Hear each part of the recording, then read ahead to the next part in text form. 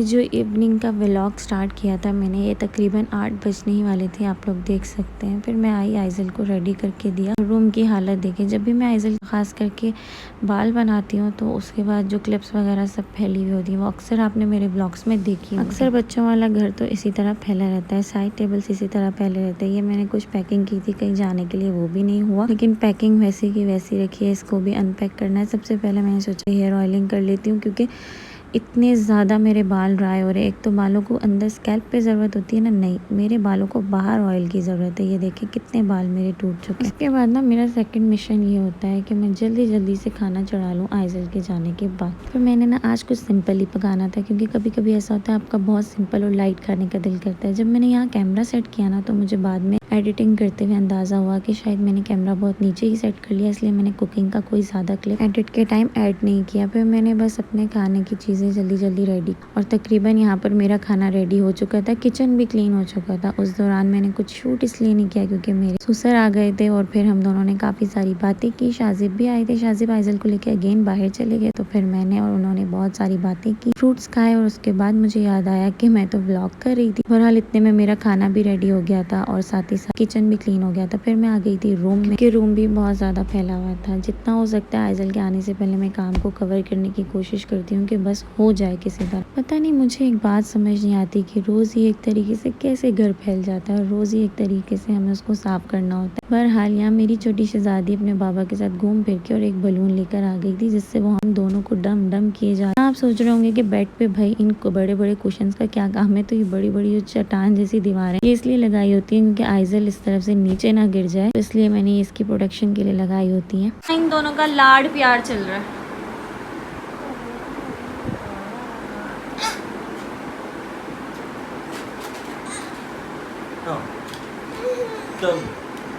Mood ख़राब है इसका बहुत ज़्यादा आज।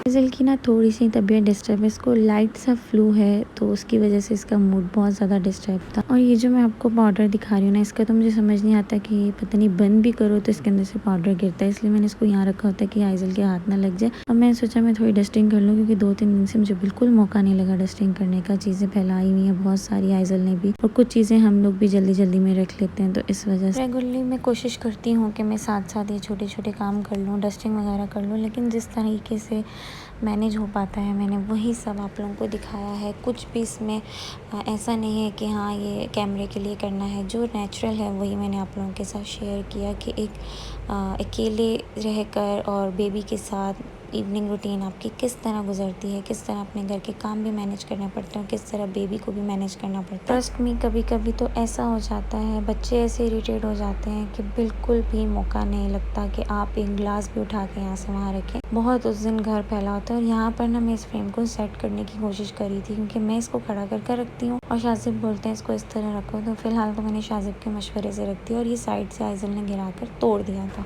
अपने आप को ना टारगेट किया करें कि आपने इतने टाइम में इतने काम को कर लेना है। मैंने भी 8 बजे से लेके अब तकरीबन 2 घंटे हो गए थे, 9:30 तक हो रहे थे। अब्बू नमाज़ पढ़ने गए थे, आइज़ल मेरे ही पास थी, साथ ही साथ रूम को भी क्लीन किया। मुझे ऐसा लगता है कि छोटी छोटी चीज़ें अगर साइड टेबल, ड्रेसिंग टेबल और इधर उधर फैली होना तो बहुत ही ज़्यादा घर गंदा लगने लग जाता है। फिर मेरी कोशिश होती है कि इसको हाथ के हाथ क्लीन कर लिया जाए, ताकि जो थोड़ा बहुत मैस है वो ख़त्म हो जाए, और थोड़ी बहुत चीज़ें फैली होती हैं बस उनको हाथ के हाथ उठा लिया जाए। अच्छा जी, जो मेरे रेगुलर के व्लॉग देखते हैं ना उनको पता होगा कि इस सेशन में मैंने आइज़ल के स्किन केयर के प्रोडक्ट्स वगैरह रखे हुए थे, लेकिन मैंने इसको बिल्कुल खाली कर दिया, क्योंकि आइज़ल का ना एक काम होता था बस यहाँ चढ़ना और ये सारी चीज़ें नीचे फेंकनी है। तो शाजिब मुझे कहते थे कि इसको यहाँ से उठा लो, और अभी भी काफ़ी चीज़ें ऐसी हैं जो बस मैंने ना यहाँ पे रख के एडजस्ट की हुई हैं। इन सबको भी मैंने अच्छे से सेट कर। ये आइज़ल की कितनी क्यूट सी बुक है जो मेरे साइड टेबल पे होती है, और हमेशा आइज़ल को मैं इसको देती हूँ। जब भी मैं आइज़ल के बाल बनाती हूँ या आइज़ल को चेंज करने लगती हूँ तो आइज़ल के हाथ में दे देती हूँ, तो वो बड़ा हैप्पी होती है इसमें कैट, कार और ये सारी चीज़ें देखकर।